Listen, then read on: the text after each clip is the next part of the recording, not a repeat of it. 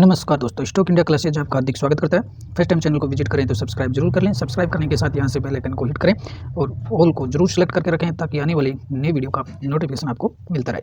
और मित्रों, बात करते हैं सबसे पहले निफ्टी इंडेक्स की। और आज इंडेक्स में हल्की सी एक गिरावट देखने को मिली, या गिरावट भी इसको न कह करके इसको आज मार्केट का सुस्ताना कहेंगे। और इंडेक्स ने आज 22,000 पर एक मेगा सपोर्ट लिया है और अच्छा सपोर्ट ये देखने को मिला है।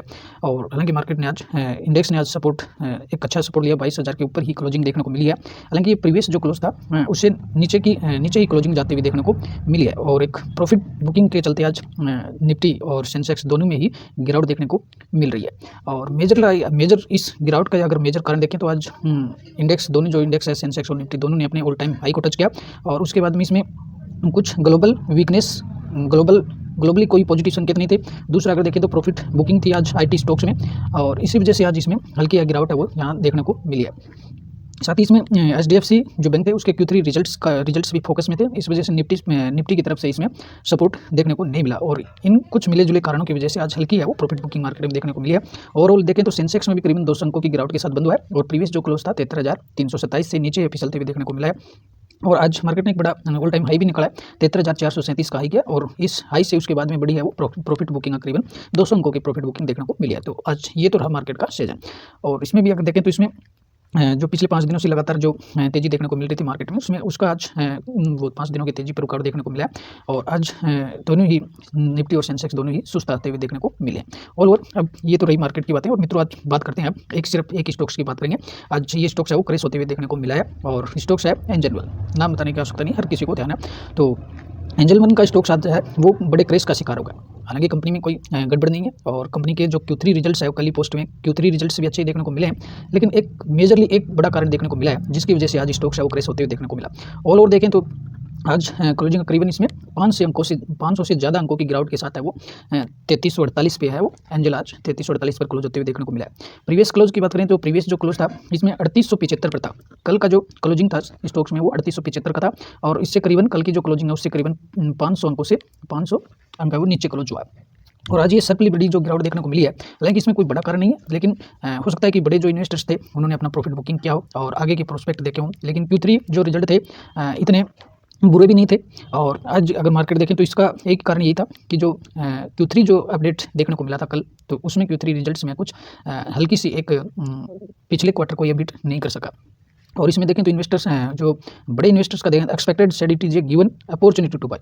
और साथ ही इसमें इस बड़ी गिरावट को आज अगर देखें तो रिटेल इन्वेस्टर्स के लिए आज ये एक अपॉर्चुनिटी के तौर पर था। तो हर एक क्वालिटी वाली कंपनी है तो हर एक बड़ी गिरावट में इस तरह की अपॉर्चुनिटी देखने को मिली है। और पहले इसकी बड़ी गिरावट का देख लेते हैं अपन कारण। तो इसमें बड़ी गिरावट का कारण ये है कि जो कंपनी ने जो अक्टूबर दिसंबर के Q3 रिजल्ट कल पोस्ट किए, और Q3 रिजल्ट में कंपनी का जो ऑपरेटिंग जो मार्जिन था वो कितना स्लिप हुआ था 37% इन द थर्ड क्वार्टर। यानी जो तीसरा जो क्वार्टर था अक्टूबर नवंबर दिसंबर का जो क्वार्टर था उसमें मात्र कंपनी का जो ऑपरेटिंग जो प्रॉफिट था वो 37% डाउन हुआ है पिछले क्वार्टर की तुलना में। अगर पिछले क्वार्टर की बात देखें तो पिछले क्वार्टर में ये कितना था 43% था, तो 43 से गिर करके 37 हुआ है। तो फिर इसमें 6 अंकों की गिरावट देखने को मिली है। तो ये सिर्फ और सिर्फ ये एक रिजल्ट में अगर देखें तो सिर्फ रिजल्ट में ये एक कारण था कि ऑपरेटिंग जो मार्जिन है वो कम आते हुए देखने को मिला है। जो पिछले क्वार्टर में 43.3% था और इस क्वार्टर में 37.6% आते हुए देखने को मिला। तो सिर्फ ये एक फिगर था जिसकी वजह से आज ये इतनी बड़ी गिरावट है और इतनी बड़ी फॉल है वो इसमें देखने को मिली है। तो अपन एक बार सरसरी तौर पर इसके कल के Q3 रिजल्ट्स देख लेते हैं। कल जो रिजल्ट्स आए थे तो इसमें आप रिजल्ट देखेंगे तो रिजल्ट काफ़ी अच्छे देखने को मिल रहे हैं। और ईयर टू ईयर ग्रोथ देखिए कंपनी में, और पिछले वर्ष की तुलना में दिसंबर 22 की तुलना अगर इससे करेंगे तो काफ़ी अच्छे रिजल्ट आपको देखने को मिलेंगे। कंपनी का जो रेवेन्यू है पिछले वर्ष की तुलना में कितना बढ़ा है 41% बढ़ा है। पिछले वर्ष इसी तिमाही में दिसंबर 22 की तिमाही में करीबन 750 करोड़ का कारोबार कंपनी ने रेवेन्यू हासिल किया था। और इस क्वार्टर में दिसंबर 23 के क्वार्टर में 1059 करीबन इसमें 250 करोड़ से ज़्यादा का 300 करोड़ पकड़ लेते हैं। 300 करोड़ है वो प्लस हुआ इसमें। कितना प्लस हुआ इसमें 300 करोड़। तो कंपनी का रेवेन्यू बहुत ही शानदार ग्रोथ हुआ है, 41% की ग्रोथ हुई है। और साथ ही इसमें आप देखेंगे तो कंपनी का एबिडिटा जो है वो भी शानदार बढ़ा है। कंपनी का जो एबिडिटा लेवल देखेंगे तो एबिडिटा है वो 30% बढ़ा है। आप देख सकते हैं ईयर टू ईयर एबिडिटा है वो 23% बढ़ता हुआ देखने को मिला इस क्वार्टर में। और पिछले वर्ष का एबिडिटा देखेंगे तो 324 करोड़ का था और 324 करोड़ से बढ़कर के इस क्वार्टर में 358 में हो गया। लेकिन और एबिडिटा जो लेवल है वो पिछले क्वार्टर की तुलना में बढ़ा है। सितंबर 23 यानी पिछला जो क्वार्टर था उसमें 443 करोड़ का रहा था और इस क्वार्टर में 398 हुआ। तो एबिडिटा लेवल पर आप देखेंगे तो एबिडिटा लेवल पर क्वार्टरली भी बढ़ा है और ये ईयरली भी बढ़ा है। तो एबिडिटा लेवल पर कंपनी में रिजल्ट में कोई गड़बड़ नहीं है। नेट प्रॉफिट अगर आप देखेंगे तो नेट प्रॉफिट पिछले क्वार्टर में 228 करोड़ का था और इस क्वार्टर में बढ़कर के 260 करोड़ का हुआ। यानी नेट प्रॉफिट भी 14% है वो बढ़त में देखने को मिला है। हालांकि नेट जो प्रॉफिट है वो क्वार्टरली डाउन हुआ है। पिछले क्वार्टर में 304 करोड़ का था और इस क्वार्टर में 260 करोड़ का है। तो एक तो ये बड़े इन्वेस्टर्स के लिए हो सकता है जिन्होंने आज प्रॉफिट बुक किया है इतने बड़े लेवल पे। तो एक कारण तो ये भी है कि 300 जो पिछला जो क्वार्टर है उसको ये बीट नहीं कर सका। पिछले क्वार्टर में करीबन 300 का था, 300 करोड़ का नेट प्रॉफिट था, इस क्वार्टर में 260 करोड़ का है। तो करीबन ये 40 करोड़ है वो कम यहाँ आते हुए देखने को मिले। तो बड़ा मेजर कारण यही है कि कंपनी के मार्जिन प्रभावित हुए। ईपीएस के लेवल पर देखेंगे तो पिछले वर्ष ईपीएस था वो 27 का था, इस क्वार्टर में 31 का होगा। तो ईपीएस भी यहाँ बढ़ते हुए देखने को मिला। लेकिन ईपीएस अर्निंग जो पर शेयर है वो क्वार्टरली डाउन हुआ। पिछले क्वार्टर में 36.3 था, इस क्वार्टर में 31 हुआ। तो ईपीएस के लेवल पर देखें तो 5 अंकों की गिरावट यहाँ देखने को मिली है। और वो यही एक मेजरली कारण है वो रिजल्ट में देखने को मिला है कि रिजल्ट में एक मेजर कारण रहा है जिसकी वजह से बड़े लेवल पर प्रॉफिट बुकिंग देखने को मिली है।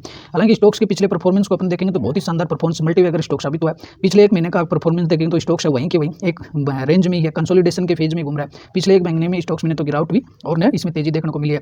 लेकिन पिछले 6 महीनों की देखेंगे तो बहुत ही शानदार परफॉर्मेंस रहा है स्टॉक्स का। पिछले 6 महीनों का बहुत ही शानदार है, 110% का रिटर्न यहाँ दिया और इन्वेस्टर्स का पैसा लगा डबल मात्र 6 महीने में किया इसने। तो कंपनी में कोई गड़बड़ी नहीं है, कंपनी का मैनेजमेंट सॉलिड है, बिजनेस सॉलिड है और जब तक स्टॉक मार्केट रहेगा एंजल ब्रोकिंग भी रहेगा। क्योंकि एंजल ब्रोकिंग की अपनी एक अहमियत है, या यूँ कहें कि ब्रोकिंग जो कंपनियाँ हैं जब तक शेयर मार्केट चलेगा ब्रोकिंग कंपनी अपनी सेवाएं देती रहेंगी। अगर शेयर मार्केट ही नहीं रहेगा अलग बात है।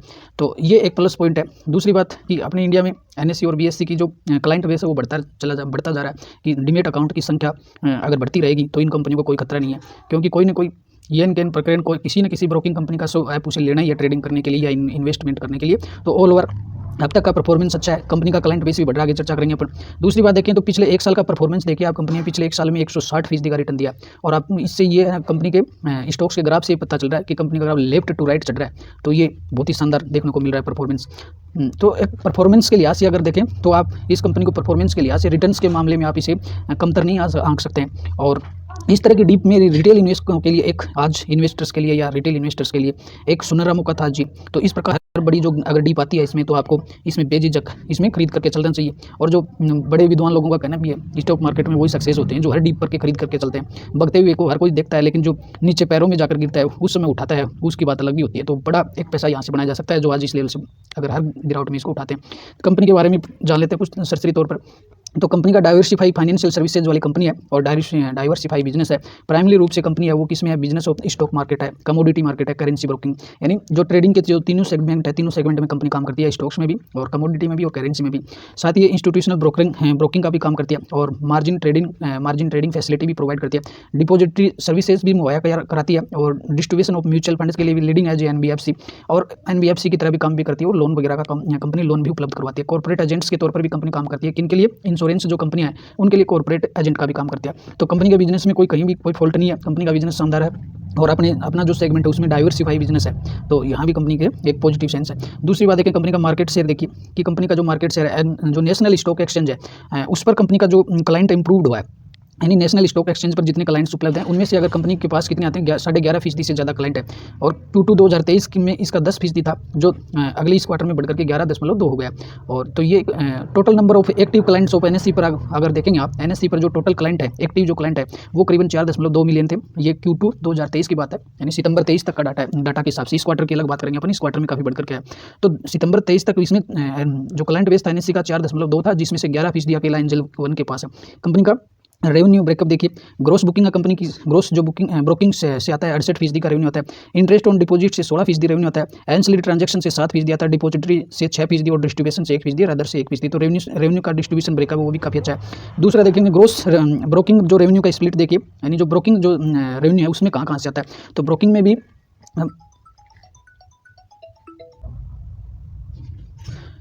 तो ग्रोस बुकिंग रेवेन्यू का स्प्लिट देखिए तो एफएनओ जो सेगमेंट है एफएनओ से 82% का रेवेन्यू आता है। कैश सेगमेंट से 30% का आता है। कमोडिटी से 4% का रेवेन्यू आता है और करेंसी से 1% आता है। इसी के साथ कंपनी का थर्ड पार्टी प्रोडक्शन भी है। कंपनी वो थर्ड पार्टी को कुछ प्रोडक्ट्स देती है, जैसे company has partnership integration with various third party products, जैसे एप्लीकेशन सच ए वेस्टेज, smallcase, Sensibull, Streak, Quicko और मार्केट मोज। तो ये कुछ जो अन्य जो कंपनियां हैं इनको अपनी सेवाएं भी देती है और इससे कंपनियां वो अदर रेवेन्यू भी जनरेट करती है। तो कंपनी का रेवेन्यू जनरेट का है वो एक डाइवर्सिफाई पोर्टफोलियो है और भविष्य का लंबी रेस का घोड़ा है। शायद कंपनी की मार्केट कैप की बात करें तो अपने सेगमेंट में सबसे लीडर कंपनियां 27,000 करीबन 28,000 करोड़ का मार्केट कैप है होती है। और स्टॉक्स का अगर पी रेशो देखेंगे उस पी रेशो के हिसाब से देखेंगे तो कंपनियों को काफ़ी वाजिब रेट पर मिल रही है, महंगा नहीं है, 26 का ही है, 26 के पी रेशो पर मिल रहा है। तो यहाँ से भी देखें कंपनी की बुक वैल्यू है वो शानदार है, 311 की है और डिविडेंड यील्ड भी है 1.2% का डिविडेंड यील्ड भी है। कंपनी डिविडेंड की तरफ से भी शेयर होल्डर्स को है वो काफ़ी मजबूत कर देती है, डिविडेंड के लिहाज से डिविडेंड खूब देती है।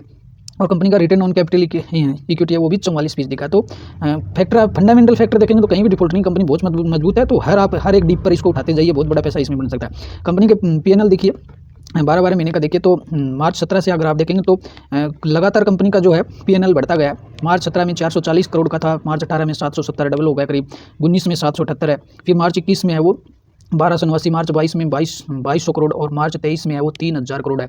और इस क्वार्टर में दिसंबर के क्वार्टर को अगर लगाकर देखें तो पिछले जो 9 महीने में 3740 करोड़ यानी पिछले वर्ष का डबल हो गया, पिछले वर्ष से वो 700 करोड़ ज़्यादा आ रहा है। तो कंपनी का है वो रेवेन्यू बहुत ही शानदार तरीके से बढ़ रहा है, हर क्वार्टर में हर वर्ष बढ़ता हुआ देखने को मिल रहा है। ओपीएम आप देखेंगे तो कंपनी का ओपीएम भी बहुत शानदार बढ़ा है, 41% का ओपीएम है वो इस वित्त वर्ष 2023 में चल रहा है। कंपनी की बैलेंस शीट के लिहाज से देखेंगे तो बहुत ही शानदार मजबूत बैलेंस शीट देखने को मिल रही है। आप कंपनी के रिजर्व देखेंगे तो हर वर्ष कंपनी के रिजर्व बढ़ते गए हैं। सितंबर 23 के क्वार्टर के अनुसार कंपनी के पास 2500 करोड़ के रेवेन्यू है और जहाँ अगर देखेंगे तो मार्च 18 में मात्र 400 करोड़ के थे, तो 400 करोड़ से ये इंक्रीज होता हुआ गया। तो बहुत ही शानदार कंपनी के पास रिजर्व है। कंपनी के पास कर्जा जरूर है लेकिन कर्जा है वो रिजर्व की तुलना में काफ़ी कम है। कंपनी के पास 1500 करोड़ का कर्जा है लेकिन कंपनी के पास रिजर्व भी था 2500 करोड़ से ज़्यादा के रिजर्व है। तो कर्जा है वो छोटा मोटा कर्जा चलता रहता है, मायने नहीं रखता इनके लिए। साथ ही शेयर होल्डिंग पैटर्न की तरफ से भी देखेंगे तो कंपनी का शेयर होल्डिंग पैटर्न है वो 38% है। एफआईज है बहुत ही अच्छी खासी संख्या में एफआईज लेकर बैठे हैं, इसलिए हमें इतनी चिंता करने की जरूरत नहीं है, बिना बात का ज़्यादा बर्डन लेने की जरूरत नहीं है। तो इसमें एफआईज का रोल है 19 से 20% एफआई है। डीआईज भी अच्छी संख्या में 9% है। तो मतलब जिस कंपनी में एफआईज और डीआईज इतनी संख्या में है तो इन्होंने इस कंपनी का हर एक पहलू देख रखा है, हर एक चीज़ को बारीकी से, जितना हम अपन नहीं देख सकते उससे ज़्यादा इन्होंने छान रखा है कंपनी को। तो कंपनी के बिजनेस में किसी तरह का डिफॉल्ट नहीं है। आज ये मौका मिला गिरावट का तो फिर से नहीं मिलेगा। तो पब्लिक अगर देखेंगे तो 33% पब्लिक भी है, तो पब्लिक भी अच्छी खासी संख्या में है।